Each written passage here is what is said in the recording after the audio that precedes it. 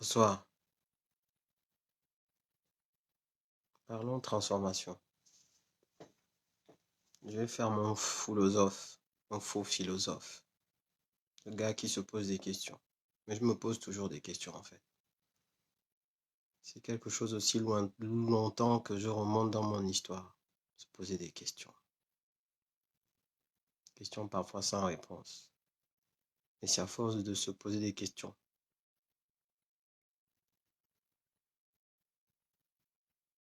qu'on finit par trouver certaines réponses. Bonne année à tous, meilleurs vœux. Ma couscous reviendra. Parce que ma couscous parlera. Je ne suis pas triste. Je ne suis pas pensif. Je ne suis pas défaitiste.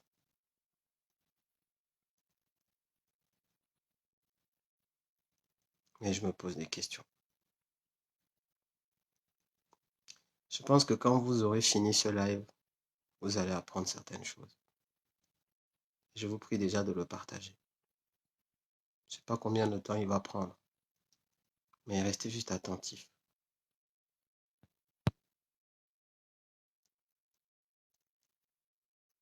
Alors, je fais des vidéos tard. Arnaud95 qui pose la question. Je fais des vidéos tard parce que c'est le temps que j'ai. Vous savez qu'il faut toujours un équilibre entre sa vie privée et la vie des lives. Donc, je fais des vidéos quand j'en ai la possibilité. Il va falloir vous habituer, hein? Parce que là, j'ai le temps, je l'ai fait. Celui qui ne peut pas les regarder, c'est normal. Il les regardera en replay. Pas parce que je fais la vidéo maintenant qu'il faut la regarder maintenant.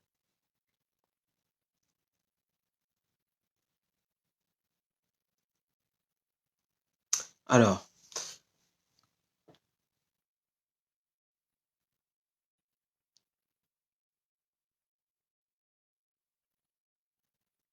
la vie nous transforme. Chaque épreuve qu'on rencontre aujourd'hui nous prépare à la personne que nous devrions être demain. C'est comme si les épreuves étaient un moule qui nous façonne pour d'autres épreuves de demain.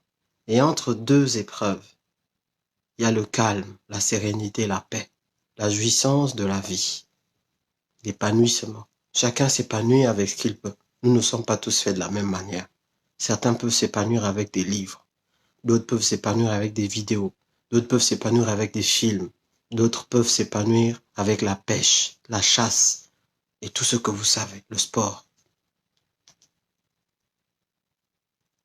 Il y a des choses qui portent les sociétés pour que les individus de cette société soient des puissants vecteurs de changement et des citoyens particuliers.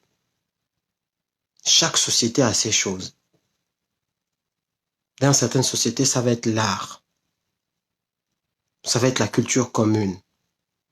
Ça va être les fêtes foraines. Ça va être les chansons communes. Ça va être les grands auteurs. Ça va être la danse. Ça va être l'histoire de cette société qui va les porter. Je regarde le Gabon et je vois la place de la spiritualité. Parce que en tant que Bantou de base, la spiritualité était importante. Vous savez que dans la philosophie Bantou, l'individu en tant que tel s'inscrit dans la société. Il est le prolongement de d'autres individus qui sont venus avant lui.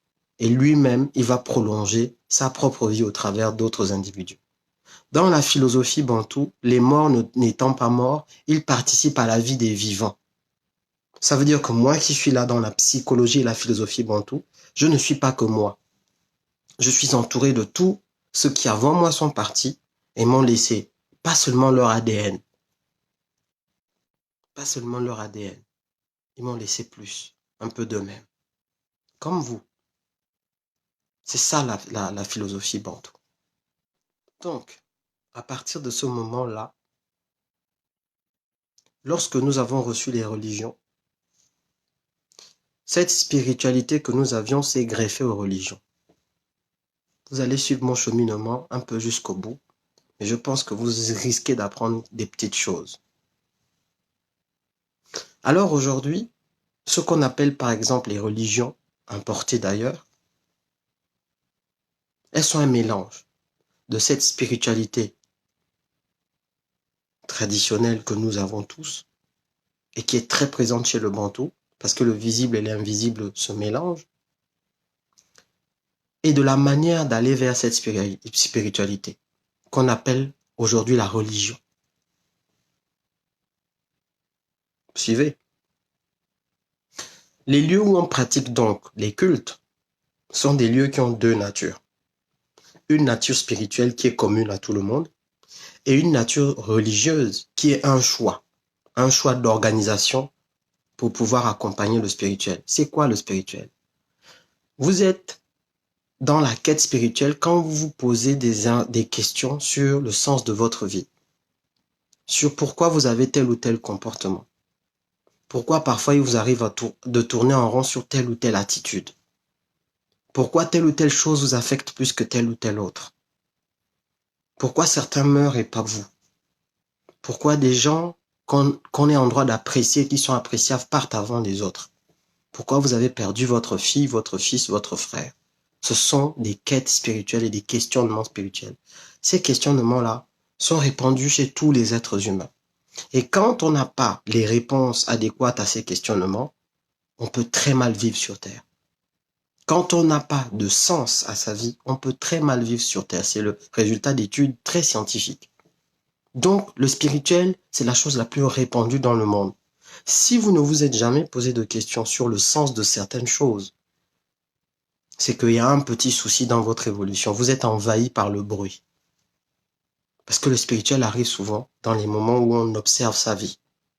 Ça, c'est le spirituel. Et à côté de ça, il y a la manière de s'organiser pour accompagner ce cheminement spirituel. Et c'est là qu'intervient ce qu'on appelle la religion. Par exemple, la religion chrétienne va avoir une manière de répondre à ces questions au travers soit d'un livre de vie qu'on appelle la Bible, dans lequel celui qui pratique la religion devra aller chercher les réponses aux questions spirituelles qui se posent. C'est également dans ce même livre de vie des chrétiens qu'on devra structurer le lieu ou les lieux dans lesquels on va faire ces quêtes spirituelles, la fréquence de ces choses. C'est là-dedans qu'on devra puiser les sujets et les thématiques qu'on aimerait que certains abordent tout au long de leur vie, les thématiques spirituelles. Le plus important, c'est donc le spirituel. Mais le cadre du spirituel influence beaucoup la manière dont on va pratiquer ou la manière dont on va faire la quête spirituelle. Il doit y avoir une adéquation entre la manière dont l'organisation religieuse est faite et la quête qu'a l'être humain du spirituel. Je vous explique simplement. Imaginez une personne qui a constaté sur elle un certain nombre de défauts qui la gênent. D'accord? Imaginez. Et cette personne va vers un lieu religieux, mais qui encadre une spiritualité chrétienne. Imaginons que ce soit une église.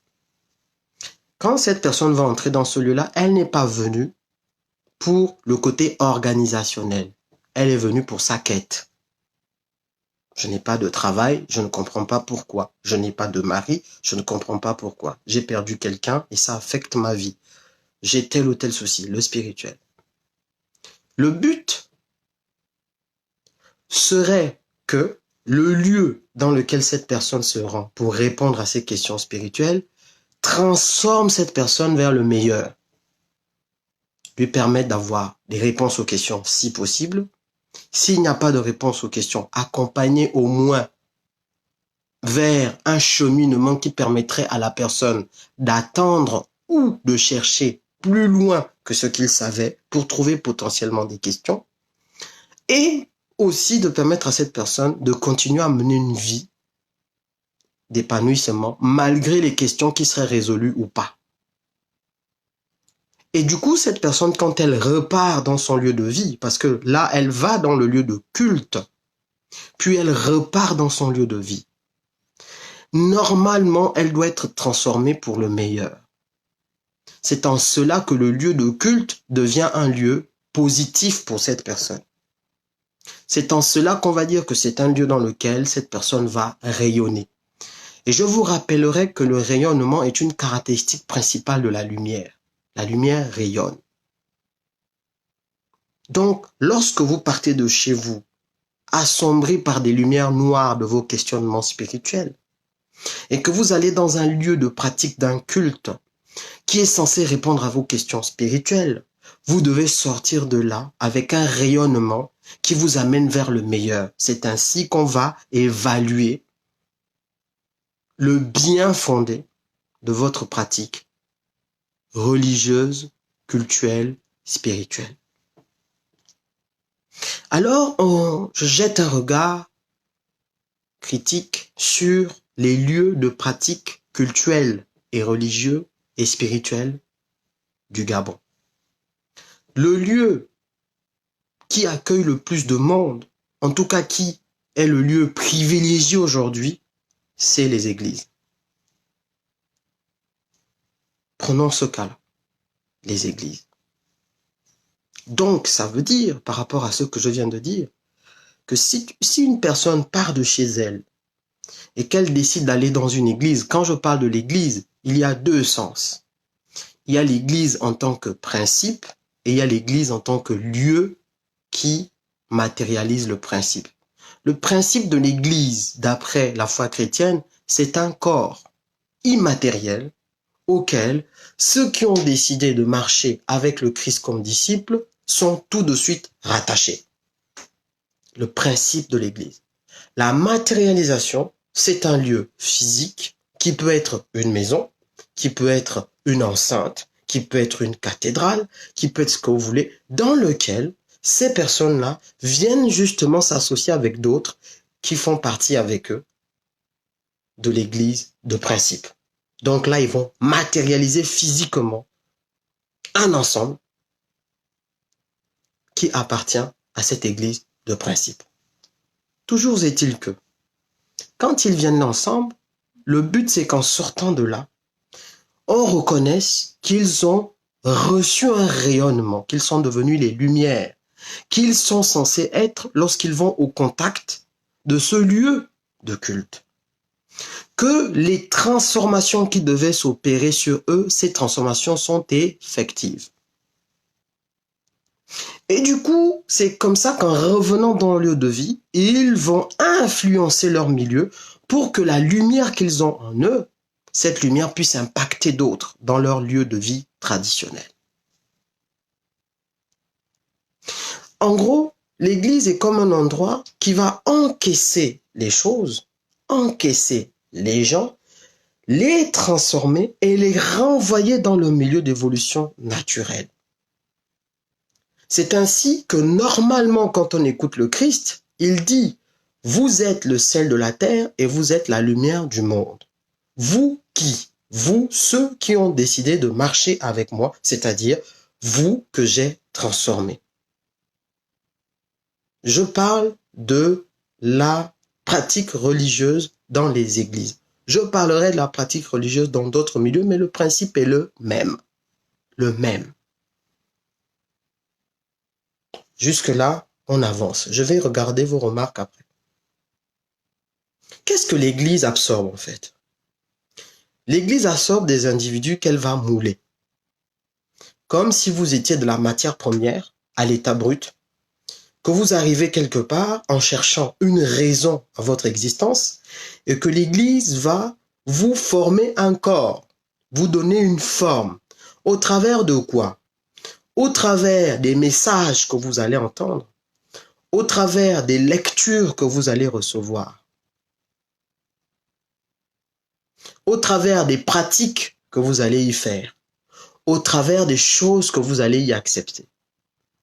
Et en fait, quand vous venez dans ce lieu-là, vous êtes déjà prédisposé au changement puisque c'est une démarche volontaire qui accompagne une quête spirituelle. Personne, normalement, ne vous a forcé. Donc, en fait, vous n'avez Vous n'avez pas les boucliers qui vous empêchent d'être formaté. Vous venez là justement parce que vous voulez recevoir une forme pour votre bien. Vous suivez? Vous êtes disposé à être changé par ce que vous allez vivre dans les lieux où vous allez aller pratiquer ce culte. Allez trouver des réponses à vos questions. C'est pour ça que vous êtes beaucoup plus perméable à la transformation et vous pouvez boire plus facilement les principes et les paroles qu'on va vous donner là-bas. Parce que les boucliers de défense naturels des êtres humains, vous les avez vous-même fait tomber par votre démarche volontaire. Si normalement vous êtes un adulte qui a choisi d'aller dans ces lieux de culte et que vous n'êtes pas un enfant qui est juste là-bas pour des problématiques éducationnelles. Parce que ça, c'est autre chose. Je continue. L'Église reçoit donc des gens, des humains,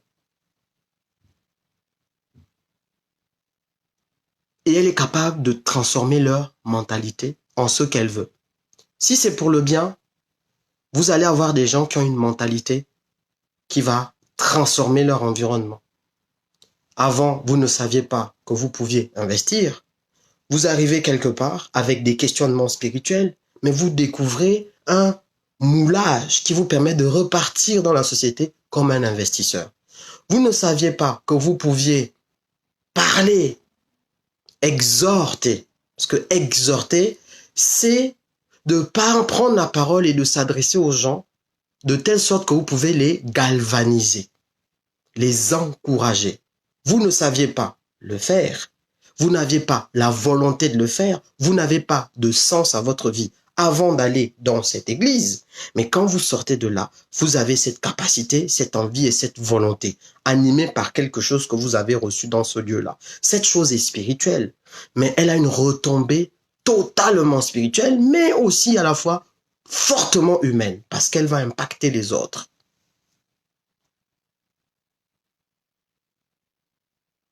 Si l'Église se comporte de cette manière-là, elle est un excellent vecteur, en tout cas un lieu de changement et de modification en profondeur de la société pour le meilleur.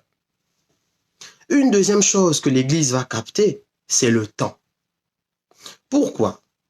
Parce que suivant la fréquence de la fréquentation de ce lieu de culte avec une organisation humano-spirituelle, vous allez voir que votre capital temps que vous déposez là-bas est élevé suivant les fréquences des réunions. L'église le dimanche, le culte, les réunions en semaine, etc., etc. Jusque-là, moi je dirais rien de mauvais. Le mal vient du fait que ce que vous receviez à l'église, vous n'avez plus le temps de le manifester, le matérialiser dans votre entourage. C'est-à-dire que vous passez trop de temps à l'église et donc vous ne pouvez plus impacter votre entourage avec ce que vous y avez reçu, si tant est que ce que vous y avez reçu est positif. Donc si la première condition est remplie de transformation positive des gens, et là j'y reviendrai, la deuxième est beaucoup plus simple. Vous repartez avec ce que vous avez reçu comme transformation et vous apportez cela à votre entourage. Vos enfants, votre mari, votre famille proche, votre famille élargie, vos collègues. Vous passez du temps avec eux à les radier ou les irradier avec la lumière que vous avez reçue à l'église, puisque vous seriez en train de devenir la lumière du monde et que vous seriez en train de devenir le sel de la terre. Deuxième chose, le temps. Troisième chose, les ressources matérielles. Les ressources matérielles que vous avez, lorsque vous les déposeriez dans un lieu qui est censé les améliorer, les transformer pour que la société puisse en bénéficier 100 fois plus, forcément dans le milieu dans lequel l'église qui fonctionnerait comme ça est implantée, il y aurait des transformations matérielles visibles. Une transformation matérielle visible. Pourquoi? Parce que quand vous vivez dans un espace et que vous avez les moyens de le transformer, si pour venir à l'église, il n'y avait pas de route, il y aurait une route. Si des gens dans le quartier sont des indigents, l'église peut leur rendre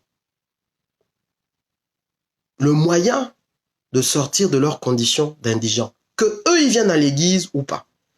Et en plus, les membres de cette église, eux-mêmes d'abord seraient transformés dans leurs conditions matérielles. C'est ce qu'on appelle justement la transformation.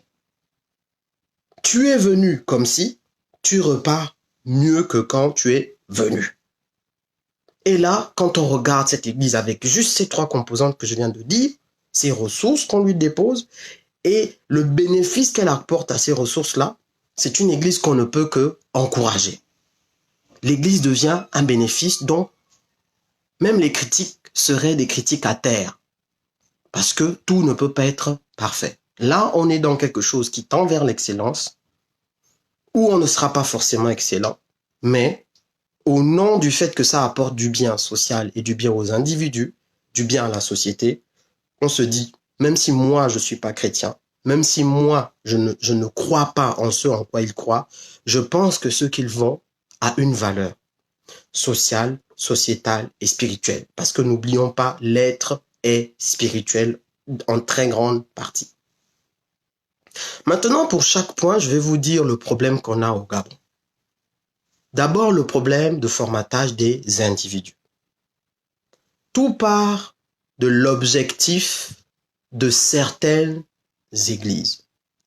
Si l'objectif de certaines églises est de transformer l'individu, de sorte que cet individu-là soit meilleur que quand il est venu, alors tout ce qu'il y aura comme message, tout ce qu'il y aura comme activité, tout ce qu'il y aura comme séminaire, tout ce qu'il y aura comme formation va aller dans le sens de le rendre meilleur, que ça soit spirituel ou tout simplement des choses très terre à terre. Parce que n'oublions pas que c'est dans la même Bible qu'on retrouve des principes organisationnels de l'individu, puisque les règles de vie ont été établies dans l'Ancien Testament par Dieu lui-même, mais également des règles par rapport au spirituel. Donc la relation horizontale de individu à individu et la relation verticale de individu à ses autorités spirituelles supérieures, dont la plus élevée dans la pratique chrétienne est Dieu.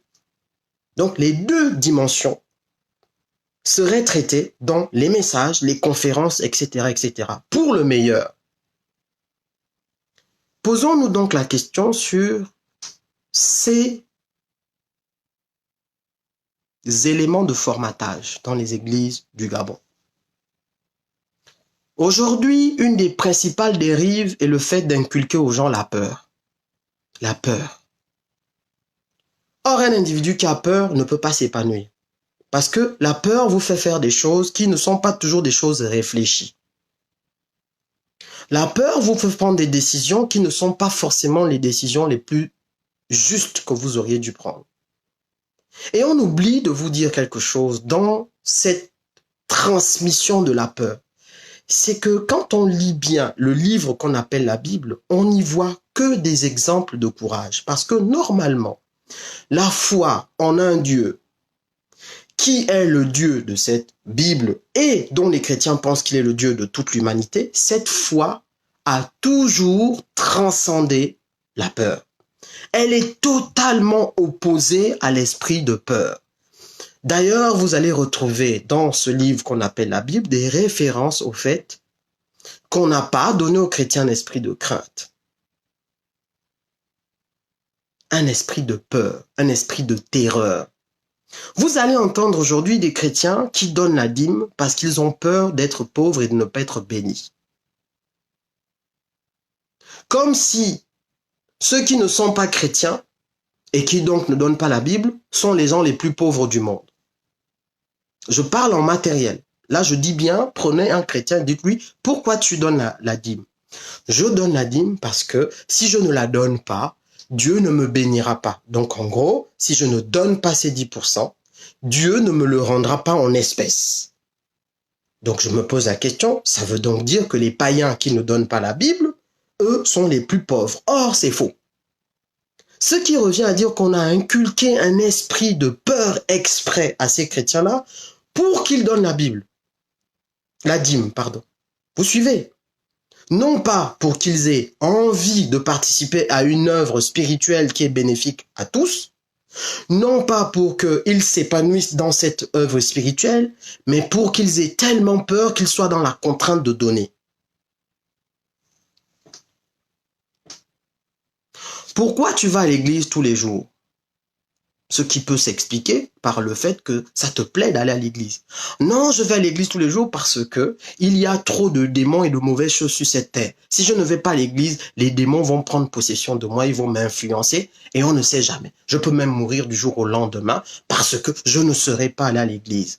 Or, je me pose la question, ces gens qui ne vont pas à l'église et qui ne sont pas croyants, sont-ils majoritairement ceux qui meurent de mort brutale, de mort accidentelle? Ce n'est pas sûr, ce n'est pas prouvé. Ce qui veut dire que l'argumentaire d'aller à l'église parce que vous avez peur de subir les affres des démons, cet argumentaire-là est totalement faux. Et on vous a formaté justement pour que, en venant à l'église, vous veniez déposer un capital temps, un capital matériel et un capital réflexion dont ceux qui gèrent l'église ont le plus besoin, mais pour quel objectif? Je continue.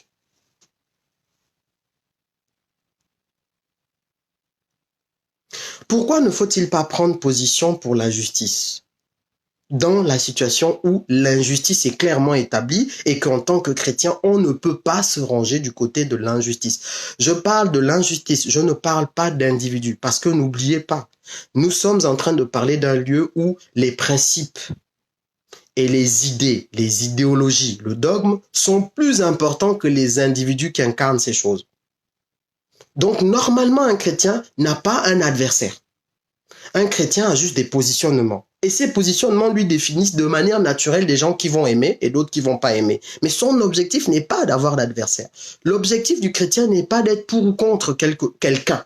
L'objectif du chrétien est de se positionner toujours du bon côté. Et de manière naturelle, vous aurez donc des gens qui ne vont pas accepter. Par exemple, Jésus n'est pas venu sur terre parce qu'il était pour ou contre Ponce Pilate. Il n'est pas venu sur terre parce qu'il était pour ou contre un roi. Il est venu sur terre parce qu'il avait une mission à accomplir et qu'il devait se positionner par rapport à cette mission. Et tout au long de son cheminement, il y a des gens qui étaient incompatibles avec ces positionnements. Par exemple, les scribes et les pharisiens. Ils étaient incompatibles avec les positionnements que Jésus devait avoir. C'est pour ça qu'avec beaucoup de courage, il s'est mis à leur parler. Mais c'est pas parce qu'ils étaient ses adversaires. C'est eux qui le considéraient comme un adversaire.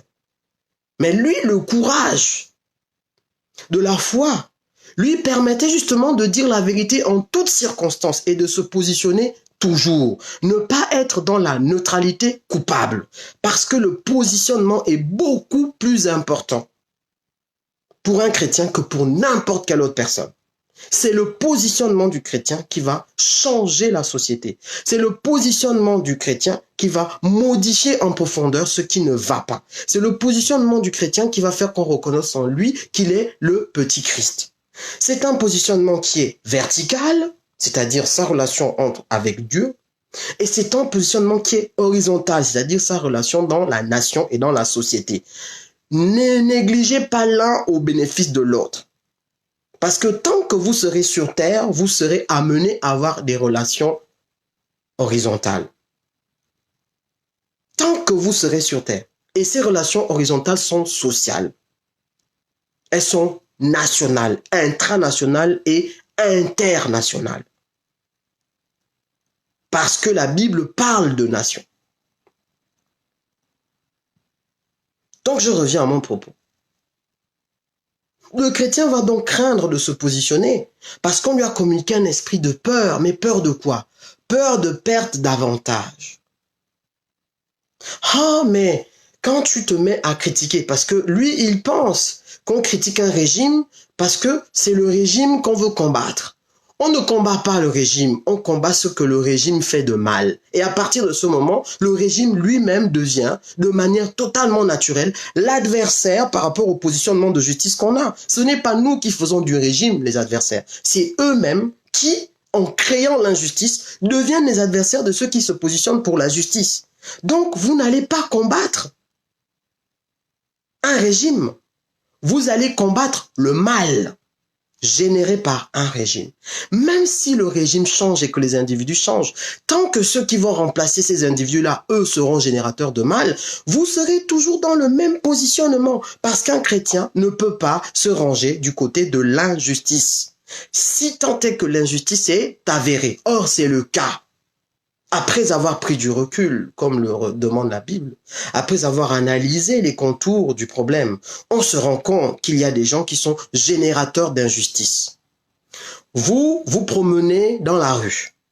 Vous vous faites kidnapper par quelqu'un qui a été envoyé par une haute personnalité du régime, positionnée à un poste stratégique qui veut maintenir ses avantages. Est-ce que c'est vous qui vous promenez dans la rue qui avez créé le fait qu'on puisse vous arrêter? Qui est coupable? Celui qui génère le meurtre ou celui qui en est la victime? De manière totalement logique, que vous soyez chrétien ou non, vous répondez que la victime est celui qu'on a enlevé et le coupable est celui qui a envoyé. De manière totalement abusive, puisque même contrairement au principe chrétien et même contrairement au principe de loi, cet individu ne pouvait pas et ne devait pas faire ce qu'il a demandé à l'autre de faire, le mal qu'il a envoyé certains faire. Donc, en tant que chrétien, le positionnement est simple. Il n'y a pas besoin de théologie là-dessus. C'est très simple. Ces exemples sont dans la Bible de gens qui se sont positionnés comme ça. Puisque la Bible est faite d'exemples où on parle de quoi? On parle d'aller rendre visite aux gens qui sont en prison. C'est qui?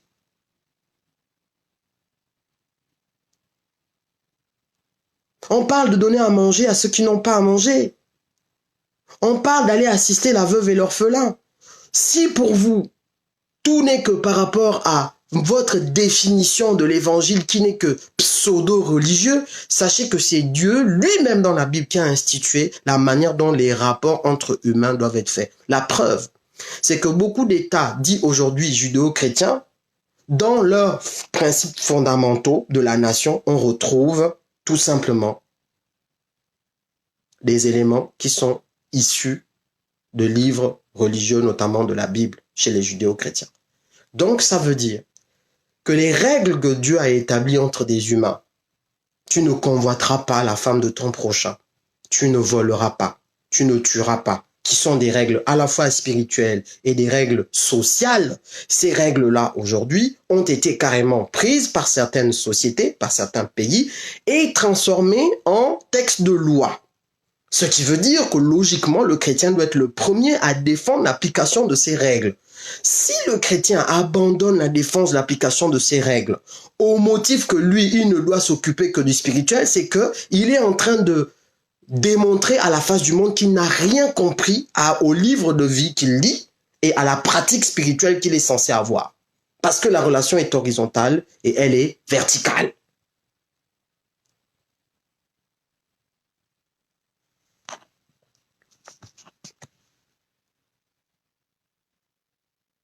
Pour en revenir à l'église, du coup, formater les gens avec la peur, les formater avec le besoin absolu de défendre des intérêts personnels, quitte à se positionner contre la justice, en faisant ce qu'on appelle une pseudo-neutralité, de je me lave les mains à la Ponce Pilate, c'est proprement créer la société de démons que le chrétien est censé empêcher. La société de démons que le chrétien est censé empêcher, ce serait lui qui, par ce qu'on appelle la neutralité coupable, donnerait plus raison à celui qui crée le crime qu'à la victime. Deuxième élément, c'est le temps. À quoi sert-il d'avoir transformé quelqu'un si vous l'avez transformé? Pour ne pas l'envoyer justement manifester cette transformation en utilisant le plus clair de son temps au milieu des gens qu'il est censé transformer. C'est comme si vous fabriquiez une ampoule et que vous la gardiez toute votre vie dans votre magasin, alors qu'elle est censée jouer son rôle d'ampoule dans les rues sombres de la capitale, dans les rues sombres de votre ville, dans les rues sombres de votre quartier. Vous avez donc fabriqué de la lumière et vous l'avez regroupée dans un lieu fermé que vous appelez vos lieux de culte et vous l'empêchez d'être le plus clair de son temps au milieu des gens qu'elle est censée irradier pour leur transformation. Voilà comment donc vous soustrayez si lumière il y a, parce que là, il faut une première condition. Les gens sont-ils devenus des lumières? Si tant est qu'ils le sont, ces lumières sont-elles envoyées dans les ténèbres? Passent-elles le plus clair de leur temps là où elles doivent le plus radier et donc là où elles ont le plus d'importance? Les gens sont-ils le plus souvent au milieu de leur famille? Si tant est que leurs familles sont perdues comme ils le disent? Sont-ils le plus souvent à côté de leurs compagnons et compagnes? Si tant est que leurs compagnes et compagnons ont le plus besoin de cette présence bénéfique qu'ils sont censés leur apporter?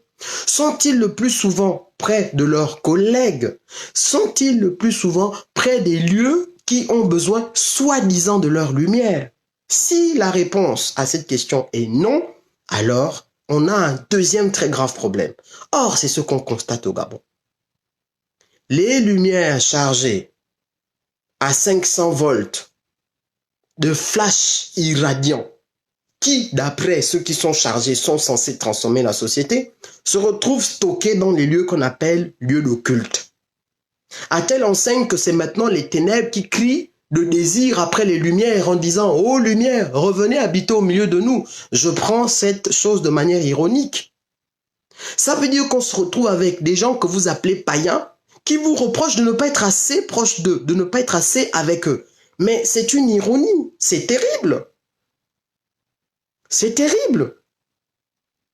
Mais du coup, si vous vous soustrayez du milieu des païens que vous dites être païens, mais il n'y a que leurs lumières noires qui vont irradier la société. Et les vôtres seront enfermés dans les lieux de culte que vous vous êtes bâtis à coups de milliards et de millions. Complètement cloisonnés. À quoi sert une lumière dans un quartier noir si en plus elle est fermée à 4 murs, fermée à double clé parce que les conditions d'entrée dans ces lieux de radiation intense sont compliquées, pire encore, mais vous allez finir par une augmentation extraordinaire de température dans ces lieux fermés qui va faire que certaines de ces lumières vont exploser. Vous allez même faire péter les transformateurs et les disjoncteurs vont péter parce que vous êtes trop nombreux à être irradiés dans ce lieu. Le compteur électrique de l'église ne va pas supporter, ça va péter. Le compteur spirituel de radiation va péter et toutes les ampoules vont griller une à une. Voilà ce qui arrive dans vos lieux de culte si tant est que vous êtes des bons radiateurs, c'est-à-dire des gens qui sont censés irradier les autres. Deuxième élément, le temps. Ce temps est-il transformé pour le meilleur dans votre entourage? Non. Troisième élément, les ressources matérielles, parmi lesquelles l'argent, mais pas que. Pas que. Vous prenez des ressources matérielles et vous les donnez à un lieu qui était censé être bénéfique. Un transformateur pour le mieux. Puis, première anomalie, on donne beaucoup de pouvoir matériel, notamment à celui ou à ceux qui gèrent ce lieu, mais il n'y a aucun moyen de contrôle. Donner du pouvoir à quelqu'un sans contrôle, ça génère toujours des démons, sachez-le. Vous prenez un ange, vous lui donnez tout pouvoir sans aucun contrôle. Il n'y a pas un cadre, il n'y a rien. Il n'y a rien pour veiller à ce qu'il respecte ce qu'il dit en tant qu'être humain. Parce que l'être humain a cette caractéristique-là de ne pas savoir respecter sa parole. C'est inscrit en nous à cause de nos défauts qui sont des défauts naturels. Quelles que soient les capacités qu'un individu peut vous montrer, si vous lui donnez tout pouvoir, si vous lui donnez toute ressource sans aucun contrôle, il y a des chances qu'il en fasse n'importe quoi. Non pas seulement parce qu'il est méchant, mais parce que l'être humain a des défauts. Du coup, première manifestation du défaut, les détournements. C'est-à-dire que l'argent n'est pas utilisé pour ce à quoi il aurait dû. Si c'est un argent qui devait être utilisé pour améliorer le quotidien de ceux qui viennent même dans cette église, il sera utilisé pour améliorer le quotidien d'un seul individu. Et il va tellement améliorer le quotidien de cet individu qu'il aura trop d'argent par rapport à ce dont il a besoin. C'est le cas de certains pasteurs. C'est-à-dire qu'il ne va faire qu'augmenter ses revenus avec de l'argent qu'il capte de les chrétiens. Et au bout d'un moment, il rentre dans l'oisiveté d'utilisation financière. Ça veut dire quoi? Ça veut dire qu'il va s'inventer de nouveaux besoins pour pouvoir satisfaire l'utilisation de cet argent qu'il a en masse. Et ces besoins ne seront pas des besoins qui sont bénéfiques aux autres. Ces besoins vont être bénéfiques souvent à son entourage et aux gens qui lui ressemblent. Cet entourage, c'est sa famille. Cet entourage, c'est ses amis. Cet entourage, c'est à partir de ce moment des gens qu'il a décidé d'élever au détriment d'autres.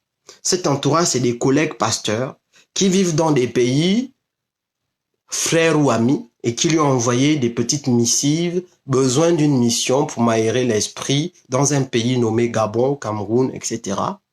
Pouvez-vous me payer une semaine, tout frais payés, nourris, logés, dans un hôtel de votre capitale, à 70 000 francs la nuit, tout service compris, avec potentiellement des voitures, et si la dérive est jusqu'au bout, si tu peux me trouver une ou deux chisas parce que la chair est faible, ce serait pas mal. Ça arrive.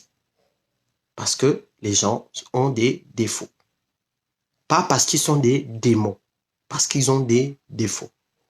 Le détournement et la luxure. Parce que vous n'avez pas le moyen de contrôler l'utilisation de la ressource matérielle que vous déposez dans un lieu qui est censé redistribuer cette ressource matérielle pour le mieux. Il y a des gens qui disent, moi je donne ma dîme parce que Dieu m'a convaincu qu'il fallait que je donne 10% de mon salaire. Je ne veux pas rentrer dans les vicissitudes de cette décision. Je pense que ça peut être honnête de dire qu'on honore une promesse qui a été faite. Jusque-là, je ne dis rien.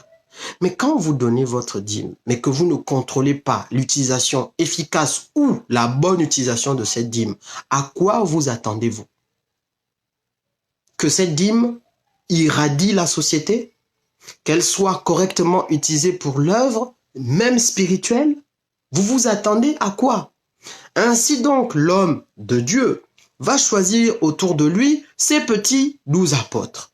Des apôtres tout acquis à sa cause et qui ont tout intérêt à gérer ensemble ce magot. Ils vont devenir de petits manipulateurs, un corpus de roi et sa cour, qui se mettent déjà d'accord de tout ce qu'ils vont vous demander et du fait qu'ils vont utiliser cet argent et ce matériel-là de la manière la plus inattendue possible, qui profite à leurs intérêts. Contre tous les grés de l'Église et contre les grés des personnes de l'Église et contre le gré de la société, sans aucune espèce de contrôle.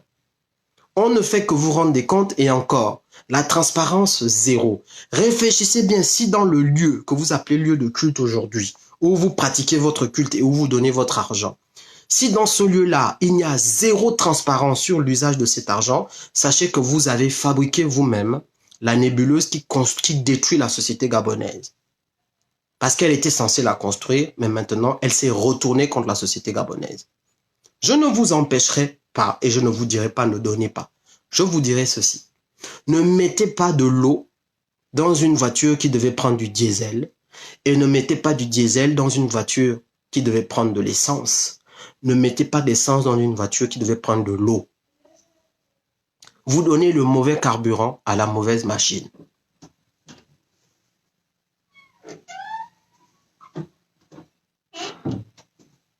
Vous me suivez? Jusque-là, est-ce qu'on s'entend? La deuxième dérive par rapport à l'utilisation matérielle, ce n'est plus le détournement. Parce que détourner, c'est ne pas utiliser pour la bonne cause. La deuxième dérive, c'est la mauvaise utilisation, c'est-à-dire que l'utilisation n'est pas optimale. Ça veut dire que le choix peut m'être bon, mais ce n'est pas le meilleur. N'oubliez pas que dans l'idée de la chrétienté, il y a l'idée de l'excellence. C'est pas tout de prendre une bonne décision. Il faut encore que cette décision soit optimale et meilleure. Par exemple, pour les besoins cultuels, on décide qu'on fait venir un homme de Dieu du Nigeria pour venir parler de la problématique du mariage chrétien et des rapports sexuels avant mariage qu'on appelle couramment la fornication.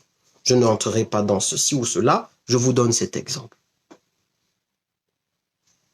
Si vous aviez mis des mécanismes de contrôle comme le veut l'organisation efficace, vous auriez peut-être questionné l'opportunité de faire venir cet homme de Dieu, alors que pour traiter le même sujet, il y a des anciens, il y a des pasteurs d'autres églises, et il y a même certaines personnes qui n'ont peut-être pas la casquette d'ancien ou pasteur, mais qui peuvent traiter cette question. Imaginons que c'est une question par rapport à la sexualité des jeunes. Mais vous pouvez trouver un sexologue dans l'église qui peut édifier les jeunes sur la sexualité sans qu'il y ait besoin de lui payer un billet d'avion aller-retour Accra. Alors, j'ai dit Nigeria. Non, donc on va prendre Lagos.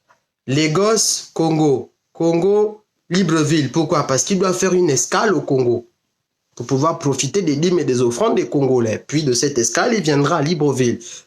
Dans les deux pays, il aura habité dans un hôtel cossu, tout service compris. Est-ce opportun de dépenser 20, 15, 10 millions pour quelque chose qu'on peut faire avec même pas 1 million? Et encore, il n'y a pas besoin d'1 million puisque le frère ou la sœur qui viendrait parler de cela est membre de cette assemblée et que le lieu qui accueillerait cela, c'est le lieu dans lequel nous sommes. Et vous pouvez même décider que pour cette conférence-là, au lieu de demander de l'argent que vous ne demanderez pas du coup, pour cette conférence, c'est vous qui allez offrir à boire aux jeunes qui vont venir. Que c'est vous qui allez leur payer le taxi parce qu'il faut qu'ils aient les moyens de venir puisque chez nous, il n'y a pas de services sociaux bien organisés. Le jeune n'est pas autonome. Voilà comment une église prendrait de très bonnes décisions si tant est qu'elle a de très bons objectifs pour ses membres. Je reste dans le cadre totalement de l'église. Hein. Je ne dis même pas l'église qui sort maintenant de son cadre et qui va dans la société. Je reste encore que dans le cultuel. Ce qu'on appelle aussi le spirituel. Le spirituel communautariste réservé que à l'église. Alors même que l'église était censée radier la société. Je ne prends que cet exemple. Posez-vous donc la question, vous les chrétiens qui allez suivre ma vidéo. Est-ce le cas dans votre église? Avez-vous la possibilité d'apporter vos lumières aux choix qui sont opérés par les anciens, le collège des anciens, le conseil, le pasteur? L'opportunité de faire telle ou telle chose à tel ou tel moment, de manière à ce que chacun puisse s'exprimer. Ce n'est pas une question de démocratie, c'est une question de bon sens. Le bon sens. Et enfin, je vais terminer et je vais vous dire ceci. S'il n'y avait que 2% de chrétiens au Gabon, je ne parlerai pas de ça. Je ne parlerai même pas de ce sujet, je ne prendrai même pas mon temps pour en parler. Mais quand vous avez une composante majoritaire dans un pays, vous savez que la plupart des dérives de ce pays impliquent au bas mot une partie de cette communauté. Quel que soit le cas, c'est mathématique. Ça veut dire que si le Gabon est tel qu'il est aujourd'hui, une bonne partie des chrétiens sont responsables par leur passivité, responsables par leur tiédeur, responsables par leur complicité, responsables par leur pseudo-neutralité et responsables même parce que parfois c'est eux-mêmes qui sont fauteurs de ces problèmes. Alors, j'en parle en tant que quoi? J'aurais pu commencer par là. J'en parle en tant que personne. C'est-à-dire, ne considérez même pas que j'ai une autorité pour en parler. Et si vous avez besoin que j'ai une autorité pour parler d'une chose, s'il vous plaît, ne vous connectez plus sur mes lives parce que je n'ai aucune autorité. Je n'ai reçu de quitus de personne. Je n'ai reçu aucune forme d'onction pour que je puisse vous en parler si c'est cela qui vous intéresse. Je n'en ai pas. Et je préfère l'assumer tout de suite. Et si la pertinence de ce que j'ai dit reposerait sur le fait qu'on m'ait mis sur une espèce d'étendard avec de l'huile qui coule à foison sur mon corps, je vous dis ceci, je ne suis pas adepte de ce genre de baignade à l'huile d'onction publique. Une onction, si tant est qu'elle est un choix de mise à part. Et ce choix, vous n'êtes pas obligé d'en être spectateur. Et je ne suis même pas obligé de correspondre à vos critères de choix pour que ce que je vous dis soit à propos. Parce que je ne vous insulte pas. Je ne suis pas en train de vous dire que vous ne valez rien en tant que chrétien. Je ne suis pas en train de vous dire sortez de vos églises. Vous êtes responsable des choix que vous ferez. Je suis en train de vous dire ceci. Les lieux dans lesquels vous allez, sont-ils vraiment en train de faire la mission à laquelle ces lieux sont destinés? Je pose cette question aux chrétiens ce soir. Je la poserai à des... Parce que je maîtrise beaucoup les milieux chrétiens, étant issu de ces milieux. Je maîtrise un peu moins les milieux maçonniques, mais on peut en parler. Je maîtrise un peu moins le milieu musulman, mais on en parlera. Je maîtrise un peu moins les milieux mbanja et autres, et on en parlera. Je commence donc par ce qui me semble le plus facile et qui en plus impacte une majorité de citoyens gabonais et africains. Je ne fais le procès de personne. Moi-même, je suis coupable. Je ne peux même pas vous faire le procès. Le jour des procès n'est pas arrivé. Nous sommes dans le jour des éveils. Et l'éveil, c'est horizontal et c'est vertical. L'éveil horizontal et vertical. Quelle que soit votre spiritualité, le jour où votre spiritualité est éveillée et que votre relation horizontale et verticale est établie avec ce que vous voulez, vous devenez un vecteur de changement, si tant est que la lumière qu'on met en vous n'est pas une lumière noire, mais que c'est une lumière qui irradie et irradie. Est-ce que jusque-là, on est d'accord? Il y a des chrétiens qui vont suivre cette vidéo. C'était ma dernière remarque, excusez-moi. J'ai fini la dernière partie, là maintenant c'est la dernière remarque. Et qui disent, en tant que chrétien, on peut suivre des vidéos d'activistes et être d'accord avec eux. Parce que nous sommes une nouvelle caste, des gens qui sont totalement sortis du contexte social et qui sont une nouvelle caste qu'on appelle les activistes. Bon, jusque-là, pourquoi pas.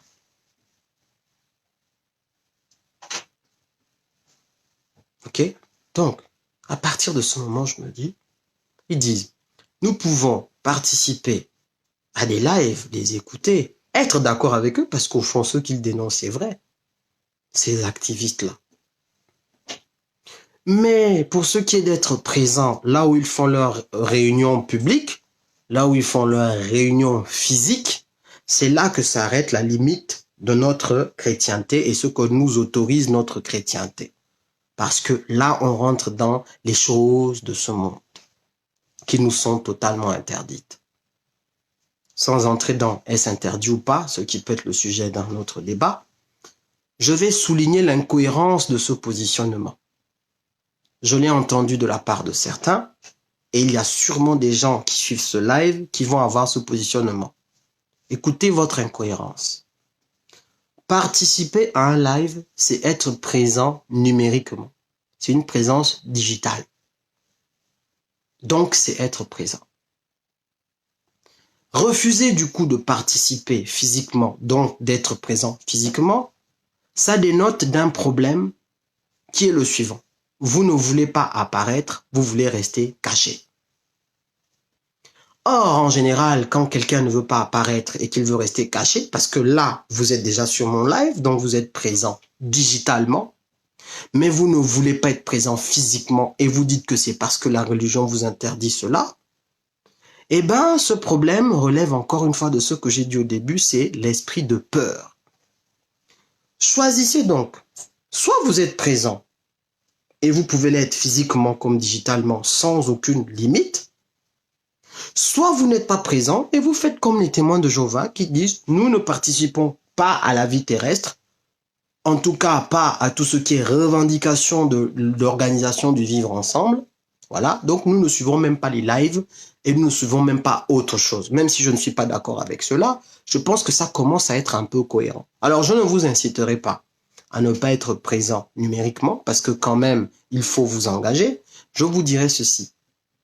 Essayez de trouver dans la Bible des passages et des points de doctrine qui vous sortent de votre esprit de peur. Parce que toute décision que vous allez prendre à cause de la peur est une décision qui montre à quel point vous n'avez pas confiance en votre Dieu. Puisque d'après ce que je lis dans la Bible, la plupart des gens qui ont eu le courage d'affronter des situations difficiles ont toujours dit ceci. Mon Dieu, si ce que je fais est juste comme il veut que je le fasse, mon Dieu est capable de me délivrer de toutes déconvenues que cela provoquerait. Et même s'il ne me délivrait pas, je ferai quand même ce qui est juste. Parce que vaut mieux pour moi faire ce qui est juste plutôt que d'avoir peur de le faire et de faire ce qui ne l'est pas. je vous répète, la Bible ne parle pas que de rapports verticaux. Dans la Bible, il y a des positionnements qui sont totalement horizontaux. D'individu à individu, des positionnements sociaux. Je parle de l'injustice. Je parle d'assister la veuve et l'orphelin. Je parle de dénoncer les crimes. Ce sont des choses qui sont très présentes dans la Bible. Donc, soyez cohérents. Je fais un appel à la cohérence.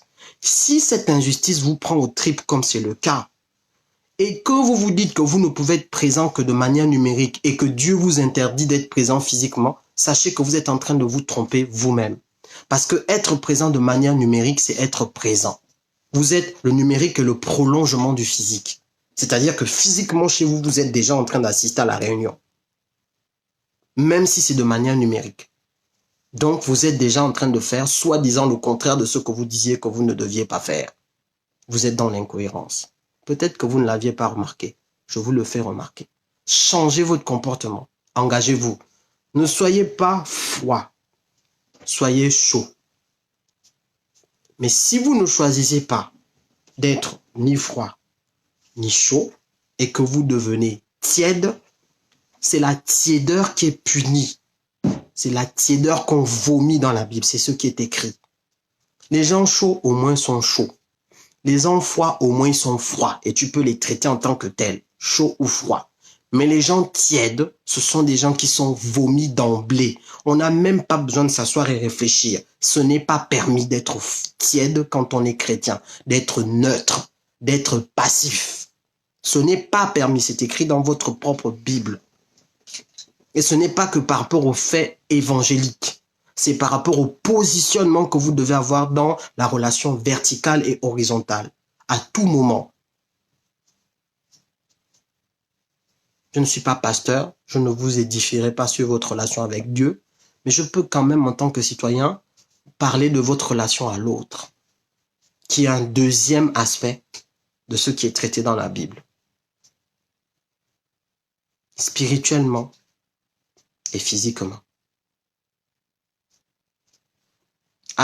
Ne vous faites plus manipuler par ceux qui vous disent de ne pas prendre position sous prétexte que vous êtes chrétien. Prenez le recul qu'il vous faut, analysez la situation comme il vous faut et rangez-vous.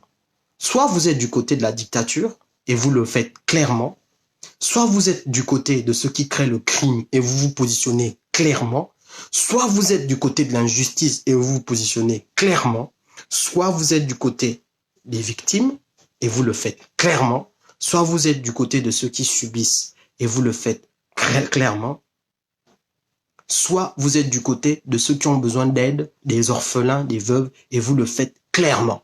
Le juste milieu là, l'équilibrisme, le une fesse un côté, une fesse un autre côté, c'est la chose la plus incompatible avec votre foi de chrétien quand je lis la Bible. Incompatible. Et je vous dis, traitez-moi comme un païen qui parle de la Bible. Ça ne me gêne absolument pas. Ça ne me gêne absolument pas. Après, vos degrés de chaleur, on peut en discuter. Votre degré de froideur, on peut en discuter. Mais soyez au moins soit froid, soit chaud.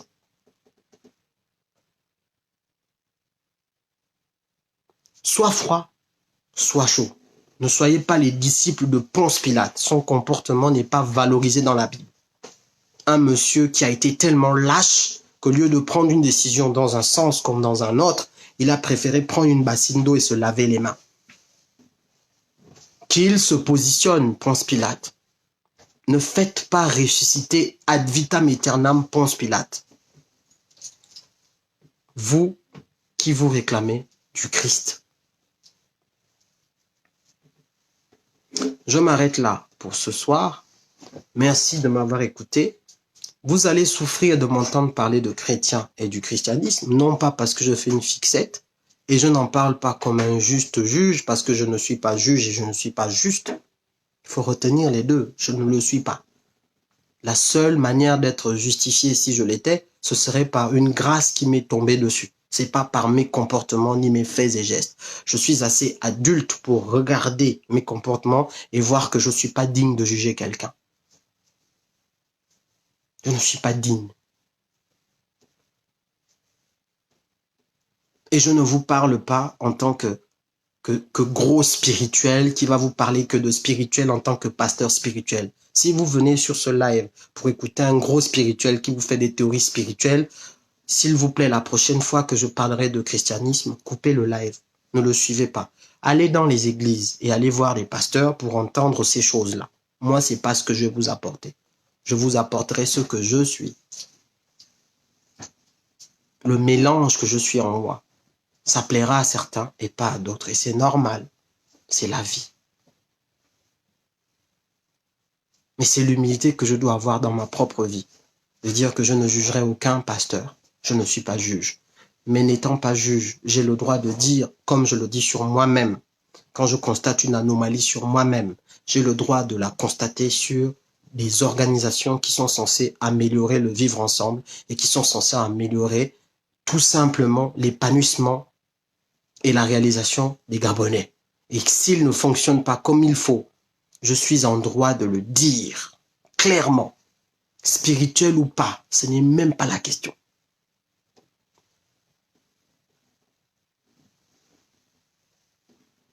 Merci beaucoup de m'avoir suivi. Je n'ai pas regardé les commentaires.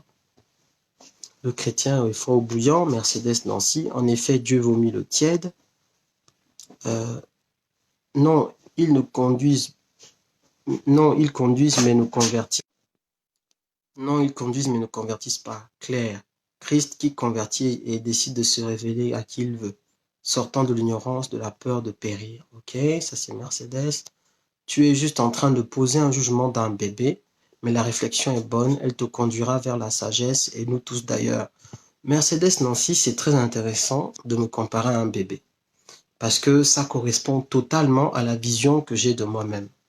Étant convaincu que je ne connais pas, que tout ce que je sais, c'est me poser des questions, et que j'arrive par des questionnements à approcher une certaine réalité, c'est très bien de m'amener vraiment cette comparaison au bébé, c'est-à-dire à cette candeur, à cette juvénilité dans ma réflexion, de effectivement poser le principe de quelqu'un qui tâtonne et qui ne sait pas encore avec certitude où il va. J'assume ce tâtonnement parce qu'il me permet d'approcher certaines réalités. Donc, si tu as appris de mon analyse qu'en tâtonnant, tu pouvais te poser des questions, j'ai atteint mon objectif. Mais si l'idée, c'était de trouver quelqu'un dont l'intelligence est si figée et si bien faite que lorsqu'il va parler, des fleuves de sagesse vont couler de sa bouche, ce n'est pas comme ça que je me caractérise. Donc, je te remercie d'avoir fait le constat exact de ce que je voulais. Mercedes Nancy, les maçons fréquentent les assemblées catholiques, protestantes, etc. Ils ne sont pas chrétiens assurément. Jusque-là, on est d'accord. C'est le devoir des pasteurs de conduire les brebis. Oui, c'est ce que dit leur livre de vie. Ce n'est pas parce que quelqu'un fréquente une église chrétienne qu'il est chrétien, effectivement, mais souvent la phrase est prononcée par des gens qui veulent, eux, donner le jugement de qui est chrétien ou pas.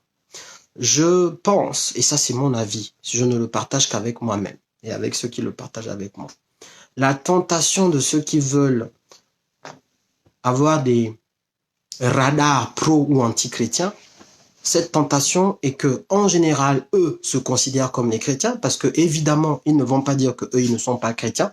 Pour eux, ils sont chrétiens. Mais c'est les autres qui risquent de ne pas être chrétiens, qui sont chrétiens ou pas. Donc, eux, leurs comportements sont ceux des chrétiens. Ils se voient comme chrétiens eux-mêmes. Mais les autres, il y en a, ils sont chrétiens, d'autres pas chrétiens. Alors, si je vous applique la même chose que vous faites aux gens, sachez qu'à côté de vous, il y a quelqu'un qui penserait la même chose que vous pensez sur lui. C'est-à-dire qu'il pourrait penser aussi que lui, il est chrétien, mais que vous, c'est pas très clair.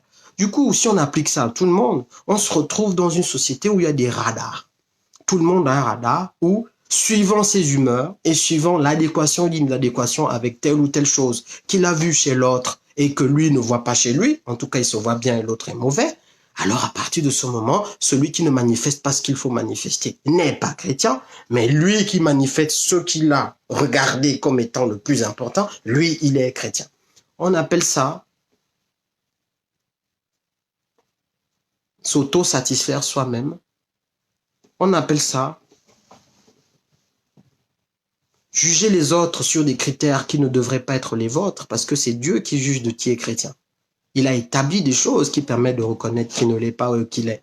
Mais vous ne connaissez qu'en partie ici et vous ne connaissez qu'en partie les gens. N'oubliez pas que une des choses les plus importantes que moi je retiens de la Bible, c'est que le comportement exprime ce qui est en nous, vrai, mais il y a des gens qui savent réprimer des comportements alors même que leur cœur n'est pas un cœur chrétien. Il y a des gens qui laissent exprimer leur comportement et vous voyez, vous pouvez dire « Ah, celui-là, il n'est pas chrétien ». C'est visible puisque lui ne s'en cache pas.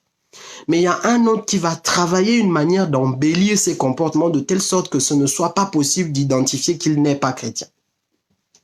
Si il embellit ses comportements et qu'il se rend joli à vos yeux, vous pouvez ne jamais savoir s'il est chrétien ou pas et partir du principe qu'il l'est parce qu'il embellit ses comportements. Or, il peut être un tombeau blanchi à un instant T de sa vie. Qu'est-ce que vous en savez? Cet homme ou cette femme qui fréquente l'église de manière assidue et qui a des comportements qui, d'après vous, sont des comportements de chrétiens, qu'est-ce que vous savez de l'effort surhumain qu'il fait pour vous le démontrer lorsqu'il est à votre contact? Qu'est-ce que vous savez de ce qu'il fait quand il est loin de vos regards? Qu'est-ce que vous en savez? C'est là que vous comprenez l'importance que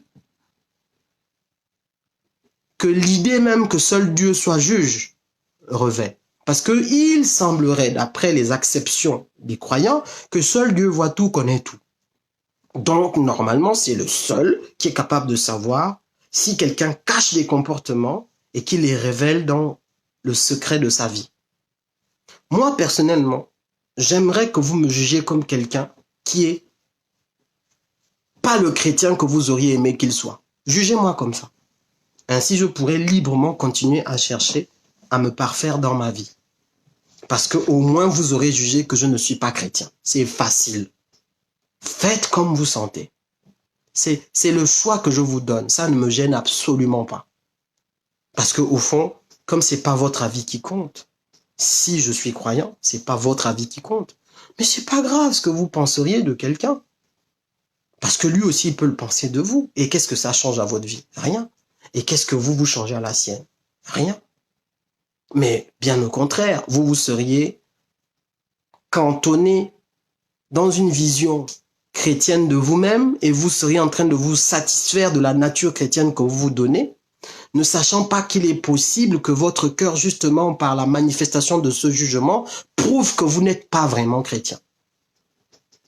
Parce que vous serez en train de faire exactement le contraire de ce qu'on vous demande en tant que chrétien. Vous n'êtes pas juge des gens, vous ne connaissez pas les gens. Vous ne connaissez rien des gens. Vous ne savez pas ce qu'ils font ou pas. Vous voyez leur comportement.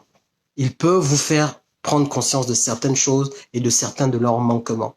Mais attention à la pseudo-profondeur de ce que vous pouvez faire comme jugement définitif sur eux. Attention, vous pouvez vous retrouver avec d'énormes surprises, n'étant pas Dieu et n'en ayant aucune capacité. Et pire encore, excusez-moi d'être long, parce que c'est très important de parler de ces choses. Vous seriez en train de faire de l'usurpation de déité. L'usurpation de déité ou de divinité, c'est quoi? C'est que vous êtes en train d'essayer de vous substituer à Dieu. Parce que là, vous vous positionnez en quelqu'un qui est capable de connaître la profondeur de la vie d'un humain. Or, seul Dieu peut le faire. Du coup, vous êtes en train de vous positionner en Dieu. Et là, c'est la pire chose dont j'ai entendu parler dans la Bible. C'est un humain qui usurpe la fonction de Dieu. Et il semblerait que Jésus n'a pas regardé son égalité avec Dieu comme quelque chose dont il pouvait s'enorgueillir. Mais il a gardé son positionnement de fils. Mais vous voulez vous substituer à Dieu pour donner des avis sur la profondeur, la clarté, la chrétienté des vies des autres. Qu'est-ce que vous en savez de votre chrétienté à vous-même? Qu'est-ce que vous en savez? Des vicissitudes de votre cœur, dont vous arrivez peut-être à bloquer les conséquences, mais qui ne changent rien au fait que votre cœur est tordu. Qu'est-ce que vous en savez? Rien. Je m'arrête là. J'ai été un peu long. Merci beaucoup de m'avoir suivi. Encore une fois, c'est l'homme qui a peur. Sinon, il n'y a rien.